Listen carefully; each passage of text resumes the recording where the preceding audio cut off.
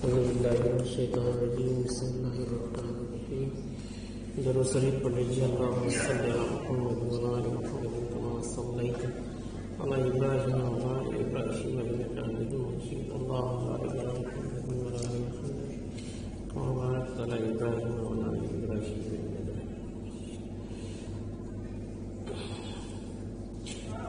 مسجد کے ممبر پر لین دین کا ذکر کرنا۔ عائشہ رضی اللہ عنہا روایت کرتے ہیں کہ بریرہ اپنی کتاب کے بارے میں مجھ سے سہایتا لینے یعنی مدد لینے آئی تو میں نے ان سے کہا اگر تم چاہو تو میں تمہاری کتاب کی رقم تمہارے مالکوں کو ادا کر دوں، تم آزاد ہو جاؤ، مگر تمہاری آزادی کی ملکیت مجھے ہی حاصل رہے گی، یعنی ماننے کے بعد تمہارا ترکہ کا مالک میں ہی ہوں۔ ترکہ مانے چھوڑا ہوا حصہ۔ بریرہ کے مالکوں نے کہا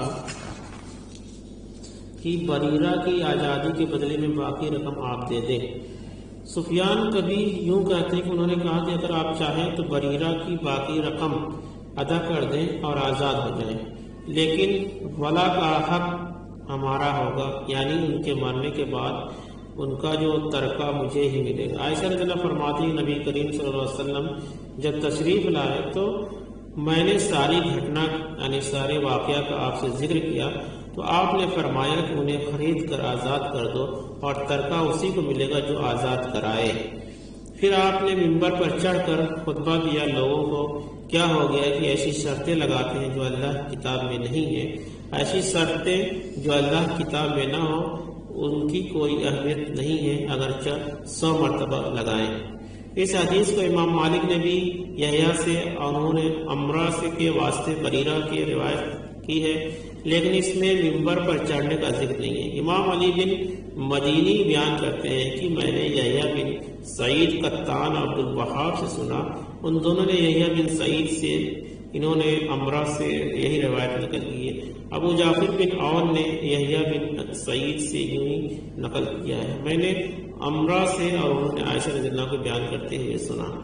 فائدہ معلوم ہوا کہ لین دین کا ممبر پر ذکر کرنا درست ہے۔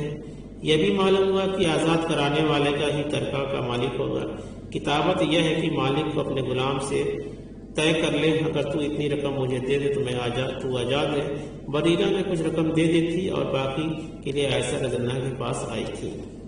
یعنی وہی مسجد میں بیٹھ کے بھی مسجد میں ہر کام کیا جا سکتا ہے، چاہے دین چاہے آخرت کا معاملہ ہو چاہے دنیا کا معاملہ۔ اگر دنیا میں معاملہ نہیں سمجھائیں گے تو آخرت اس کی کیسے بنے گی؟ تو لوگ مسجد کو صرف جو ہے آتے ہیں رسم ادا کر کے نماز پڑھ کے چلے جاتے ہیں، ایسی بات نہیں، ہر چیز ہر کام یہاں پہ کیا جا سکتا ہے۔ قرض کا تقاضا کرنا اور مسجد تک پیچھا کرنے کا بیان۔ قعب بن مالک رضی اللہ بیان کرتے ہیں کہ میں نے ابن ابو حرد سے قرض کا تقاضا کیا، چنانچہ دونوں کی آوازیں بلند ہو گئی، یہاں تک کہ نبی صلی اللہ علیہ وسلم نے اپنے حجرے سے سنی۔ آپ نے آواز سن کر حجرے کا پردہ الٹ کر ان کے پاس آ کر قعب کو آواز دی۔ انہوں نے کہا حاضر ہوں میں اللہ کے رسول صلی اللہ علیہ وسلم۔ آپ نے فرمایا ایسا کرو کہ اس قرض میں سے آدھا معاف کر دو۔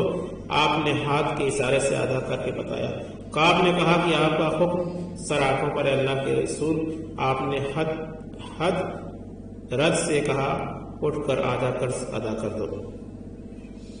ٹھیک ہے، مطلب سمجھوتا کرا دیا آپ صلی اللہ علیہ وسلم نے۔ مسجد کی صفائی ستھرائی کرنا، جھاڑو دینا وغیرہ۔ ابو ہریرہ رضی اللہ بیان کرتے ہیں کہ ایک حبشی مرد یا عورت مسجد میں جھاڑو دیا کرتی تھی، اس کا انتقال ہو گیا۔ اس نبی صلی اللہ علیہ وسلم نے اسے نہ دیکھ کر اس کا لوگوں سے حال پوچھا تو بتایا کہ اس کا تو انتقال ہو گیا ہے۔ آپ نے فرمایا پھر مجھے کیوں خبر نہ دی، مجھے اس کی قبر بتاؤ۔ پھر آپ نے اس کی قبر پر جا کر جنازہ کی نماز پڑھی۔ قبر پر جا کر جنازے کی نماز پڑھی۔ فائدہ بہقی کی روایت میں ہے کہ وہ عورت تھی، اس کا نام ام محزن تھا۔ معلوم ہوا کہ قبر پر بھی جنازے کی نماز ضرورت پڑنے پر پڑھی جا سکتی ہے، پڑھ سکتا ہے جا کے وہاں کھڑا ہو گیا ہم لوگ پڑھنے۔ ہم نے بھی ایک آدمی ہم لوگ نہیں پہنچ پائے وقت سے جنازے میں، تو پھر بعد میں جا کے پڑھ لیا۔ تو امام ہی پڑھائے گا کہ اکیلے بھی پڑھ سکتے ہیں، اگر 2-3 آدمی ہیں تو 2 آدمی تو جماعت ہو جائے گی، جنازے نماز جماعت ہو جائے گی، اکیلے ہیں تو اکیلے ہی پڑھ لیں گے، اس میں ہے کیا؟ ارے بھائی ثنا، اب دیکھو اس میں معاملہ بڑا کہ جو ہے حدیث میں ہے کہ الحمدللہ رب العالمین میں پڑھنا ہے، مگر حنفی مسلک کے لوگ کہتے ہیں کہ صرف ثنا پڑھو، درود شریف پڑھو، اس کے بعد مغفرت والی دعا پڑھ لو، جنازہ ہو جائے گا۔ تو کیا ماننا چاہیے؟ حدیث کی روشنی میں کیا ہے؟ پتہ نہیں، ہم تو حدیث ہی مانتے ہیں۔ تو حدیث میں کیا ہے؟ حدیث میں سورہ فاتحہ ہے پہلی تکبیر میں سورہ فاتحہ، دوسری میں درود شریف، تیسری میں وہ دعا۔ تو رسول صلی اللہ علیہ وسلم کیسے پڑھاتے تھے؟ ایسے ہی جس طریقے سے تو جو حدیث ہے تو انہیں کا قول ہے۔ حدیث کیا ہوتا ہے؟ رسول کا قول ہوتا ہے۔ رسول صلی اللہ علیہ وسلم کے زمانہ مبارک سے بات کی اسی کو حدیث کرتے ہیں۔ تو حنفی کا مانتے ہیں؟ اب اللہ جانے ہو جانے اب مانا جائے بات میرے کچھ بھی داخل کر کے نکالے پڑے۔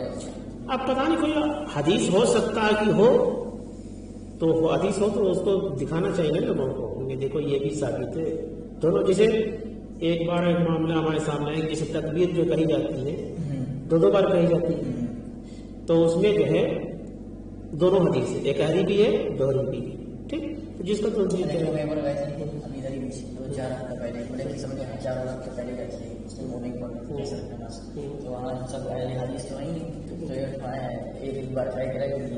اس میں کوئی حرج نہیں۔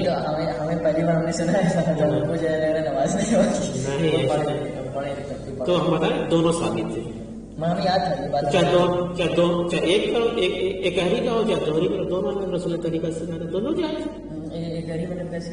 جیسے اللہ اکبر، اشہد اللہ الہ الا اللہ، اشہد ان محمد رسول اللہ، حی علی الصلاۃ، حی علی الفلاح، اقامت الصلاۃ، اللہ اکبر، لا الہ الا اللہ، ایک بار۔ دوہری میں نے 2 بار، دونوں صحیح، دونوں صحیح۔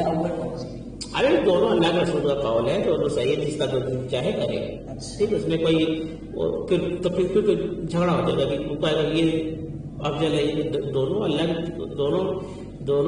دونوں صحابی دونوں کی روایت اللہ کے رسول سے ثابت ہے، اس میں کوئی دقت کی بات نہیں، جس کا جو چاہے پڑھے، اس میں نہیں کہ اس میں کہ دیوبندی کرتا ہے تو غلط ہے، حدیث ہے تو صحیح نہیں، اس میں نہیں، دونوں صحیح ہے۔ کیا ہے؟ دونوں صحیح ہے۔ تو اس میں پھر کے بازی میں نہیں پڑھنا چاہیے، جس کا جو کہے گا دونوں بات جائز ہے، جیسے وتر کی نماز 3 رکعت بھی ہے، 1 رکعت بھی ہے، ٹھیک؟ تو جس کا دل چاہے جو پڑھ لے۔ ہم تو جب وقت نہیں رہتا، کبھی دل نہیں کرتا 3 رکعت پڑھنے میں، 1 رکعت پڑھ لیتا ہوں۔ اچھا، پڑھتا ہوں کبھی کبھی میں، تو دونوں اللہ کے رسول سنت ہے۔ ایک رکعت کیسے پڑھنا؟ ارے بھائی اس میں کہا ہے بھائی، جیسے 1 رکعت اپنا ثنا پڑھے، سورہ فاتحہ پڑھے، سورہ ملائیں، آپ دعا کرو پڑھ لیں، بس 1 رکعت میں سب کمپلیٹ ہو گئی۔ اچھا، تو رسول اللہ صلی اللہ علیہ وسلم پڑھے سب ثابت ہے۔ یہ بخاری میں؟ ہاں بالکل، انشاءاللہ آئے گا وقت تو مل جائے گا آپ کو۔ لیکن مسجد میں شراب کے لین دین کو حرام ہونے کا ذکر کرنا، عائشہ رضی اللہ عنہا بیان کرتے ہیں کہ جب سود کے حرام ہونے کے بارے میں سورہ بقرہ کی آیتیں نازل ہوئی تو آپ مسجد میں تشریف لائے اور وہ آیتیں لوگوں کو پڑھ کر سنائی اور فرمایا کہ اب شراب کی تجارت حرام ہے، ٹھیک؟ یعنی کوئی بھی دنیا کی بات جو مسلمان کے حق میں ہو، جو انسانوں میں فائدہ پہنچا سکتی ہے، وہ بات کرنی جائز ہے، جو اللہ کے رسول سے ثابت ہے۔ اچھا یہ بتائیے کہ کیا کھجور کا شراب بھی حرام ہے؟ شراب مطلب سب حرام ہو گئی، نہیں صحابت تو ہو رہا ہو والگ جنت کی مانگ ہے۔ اس میں اللہ نے کہا میری نشانی دیکھو، میں نے کی کھجور کی طرف سے شراب نکالی، کھجور کہاں لکھا ہے؟ اس میں ہے قرآن میں آیا تھا۔ ہاں تو جب دکھانا تو ہم دیکھیں گے اس کے بارے میں، اس کا آگے پیچھے بھی دیکھنا پڑے گا نا کہ کیا ہے اس کا بیک گراؤنڈ ہے۔ کوئی آیت 20 سے اٹھا کر نہیں بیان کی جا سکتی، اس کا پورا پس منظر ہوتا ہے، ٹھیک ہے؟ ہاں تو وہ جب پڑھیں گے وہ آیت، شراب حرام ہے، ہاں جس میں نشہ ہے سب حرام ہے۔ شراب مطلب دنیا والی شراب میں نشہ ہوتا ہے، نشہ ہوتا ہے، اس لیے وہ حرام ہے۔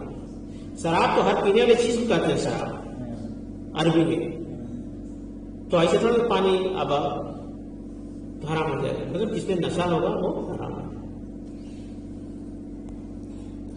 مسجد کے لیے خادم مقرر کرنا یعنی سیوک، ابو ہریرہ رضی اللہ عنہ بیان کرتے ہیں کہ ایک مہیلا ہے یا ایک مرد مسجد میں جھاڑو دیا کرتے تھے، دیا کرتا تھا. ابو رافع نے کہا کہ میرا خیال ہے کہ وہ مہیلا تھی. پھر اوپر والی حدیث بیان کی کہ اللہ کے رسول صلی اللہ علیہ وسلم نے اسی قبر پر جنازے کی نماز پڑھی. ٹھیک. تو یہ اتنی حدیث ہے. اللہ تعالیٰ سے دعا ہے کہ ہم لوگ کو ایسی عمل کرنے کی توفیق عطا فرما. آمین ثم آمین. یہ سب بہت دقت والی بات نہیں، بس سیدھا سیدھا دین ہے.